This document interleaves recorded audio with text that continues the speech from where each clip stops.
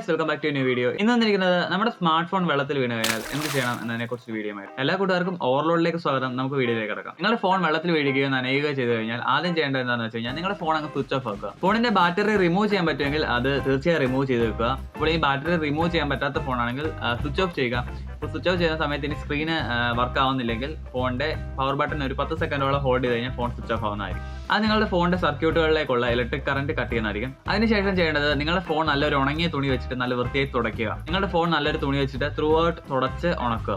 അതിനുശേഷം ഫോണിന്റെ ഉള്ളിലുള്ള വെള്ളം മാക്സിമം പുറത്തെടുക്കാൻ ശ്രമിക്കുക. ഫോൺ എടുത്തിട്ട് USB പോർട്ട് വഴി സക്ക് ചെയ്ത് വെള്ളത്തിൽ പോയ ഫോൺ ഒരിക്കലും ഓണാക്കരുത്. അത് നമ്മള്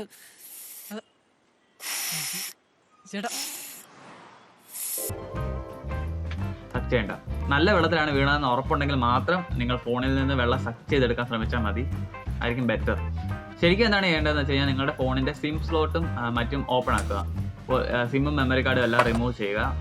എന്നിട്ട് സിം സ്ലോട്ട് വഴിയും ഹെഡ്ഫോൺ ജാക്ക് വഴിയും USB പോർട്ട് വഴിയും മാക്സിമം വെള്ളം ഡ്രെയിൻ ചെയ്യാൻ അനുവദിക്കുക. അപ്പോൾ വെള്ളം ഊറി പുറത്ത് വന്നു കഴിഞ്ഞിട്ട് മാക്സിമം വെള്ളം ശക്തിയായി കുടഞ്ഞു കളയാനും കൂടി ശ്രമിക്കുക. ഇത്രയും ചെയ്ത് കഴിഞ്ഞാൽ നിങ്ങളുടെ ഫോണിന്റെ ഉള്ളിൽ വെള്ളം ഉണ്ടാവാൻ ചാൻസ് ഉണ്ട്. അപ്പോൾ അത് നിങ്ങളുടെ ഫോണിന്റെ ഇലക്ട്രോണിക് കമ്പോണന്റുകൾ തുരുമ്പെടുക്കാൻ കാരണമാവും. ഇനി എന്താണ് ചെയ്യേണ്ടതെന്ന് വെച്ച് കഴിഞ്ഞാൽ നിങ്ങളുടെ ഫോൺ നന്നായി തുടച്ചിട്ട് അരിയിലിട്ട് വെക്കുക.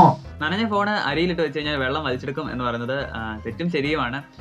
കാരണം അരി വെള്ളം വലിച്ചെടുക്കും, പക്ഷേ നിങ്ങളുടെ ഫോണിന്റെ മുഴുവൻ വെള്ളവും വലിച്ചെടുക്കാനുള്ള കപ്പാസിറ്റി ആയിരിക്കും. ഇപ്പോൾ അരിയിലിട്ട് വെച്ചിരിക്കുന്ന ഫോണിൽ നിന്ന് ഏകദേശം ഒരു 10-15% വെള്ളം മാത്രമേ അരിക്ക് വലിച്ചെടുക്കാനുള്ള കപ്പാസിറ്റി ഉള്ളൂ. അപ്പോൾ ബാക്കിയുള്ള വെള്ളം മുഴുവൻ നിങ്ങളുടെ ഫോണിൽ തന്നെ ഉണ്ടായിരിക്കും. അപ്പോൾ നിങ്ങൾ അരിയിൽ നിന്ന് ഫോണ് പുറത്തെടുക്കുമ്പോഴത്തേക്ക് നിങ്ങളുടെ ഫോൺ ഒരു പരുവമായിട്ടുണ്ടായിരിക്കും. അരിയേക്കാൾ നല്ലതായിട്ട് വെള്ളം അബ്സോർവ് ചെയ്യുന്ന മെറ്റീരിയലാണ് സിലിക്ക. നിങ്ങളുടെ ഫോൺ മാക്സിമം ഡ്രൈ ആക്കിയിട്ട് നിങ്ങൾ ചെയ്യേണ്ടത് എന്താണെന്ന് വെച്ച് കഴിഞ്ഞാൽ അരിക്ക് പകരം സിലിക്ക ജെല്ലിൽ ഇട്ട് വെക്കുക. അപ്പോൾ സിലിക്ക എന്ന് പറഞ്ഞാൽ ഇലക്ട്രോണിക് ഷോപ്പുകളും ഹാർഡ്വെയർ ഷോപ്പുകളിലും ഒക്കെ വാങ്ങി കിട്ടുന്ന സാധനമാണ്. വലിയ വിലയൊന്നുമില്ല. അപ്പോൾ അരിയേക്കാളും ഫാർ ബെറ്റർ വെള്ളം സിലിക്ക അബ്സോർവ് ചെയ്യും. അപ്പോൾ ഇട്ട ശേഷം 2-3 മണിക്കൂറിന് ശേഷം പുറത്തെടുത്ത് ഉപയോഗിക്കാൻ ശ്രമിക്കരുത്. അപ്പോൾ നമ്മുടെ ക്യൂരിയോസിറ്റിയാണ് ഫോൺ വർക്കിംഗ് ആണോ അല്ലയോ എന്നറിയാൻ വേണ്ടി ഫോൺ സ്വിച്ച് ഓൺ ആക്കിയത്. അപ്പോൾ അങ്ങനെ ചെയ്യാതിരിക്കാൻ മാക്സിമം ശ്രമിക്കുക. ഒരു 48 മണിക്കൂറെങ്കിലും മിനിമം ഫോൺ സിലിക്ക ജെല്ലിനകത്ത് ഇട്ട് വെക്കുക. ഒരു നല്ല എമൗണ്ട് വാട്ടർ ആ സിലിക്ക ജെല്ല് അബ്സോർവ് ചെയ്യും. സാധനമൊക്കെ പാക്ക് ചെയ്യാൻ എടുക്കുന്ന ഒരു എയർ ടൈറ്റ് ബാഗ് എടുത്തിട്ട് നിങ്ങളുടെ ഫോൺ കുത്തി നിറക്കുന്ന രീതിയിൽ സിലിക്ക ജെല്ല് വേണമെന്നൊന്നുമില്ല, കുറച്ച് സിലിക്ക ജെല്ല് മതി. അത് നല്ലതായിട്ട് വെള്ളം അബ്സോർവ് ചെയ്യുന്ന ഒരു മെറ്റീരിയലാണ്. അപ്പോൾ 2 ദിവസമെങ്കിലും മിനിമം കഴിഞ്ഞിട്ട് നിങ്ങളുടെ ഫോൺ പുറത്തെടുക്കാം. ഈ ഒരു ടെക്നിക്കിന് 100% വെള്ളവും നിങ്ങളുടെ ഫോണിൽ നിന്ന് പുറത്ത് കളയും എന്ന് ഗ്യാരണ്ടി ഇല്ല. എന്നിരുന്നാലും നിങ്ങളുടെ ഫോണിൽ നിന്ന് നല്ലൊരു ഭാഗം വെള്ളം പുറത്ത് പോകും. 100% വെള്ളം പോകണമെങ്കിൽ നിങ്ങൾ നിങ്ങളുടെ ഫോൺ എത്രയും പെട്ടെന്ന് അടുത്തുള്ള ഒരു റിപ്പയറിംഗ് ഷോപ്പിൽ കൊടുക്കുക. അപ്പോൾ അങ്ങനെ മാത്രമേ 100% വെള്ളം നിങ്ങളുടെ ഫോണിൽ നിന്ന് പുറത്തെടുക്കാൻ പറ്റൂ.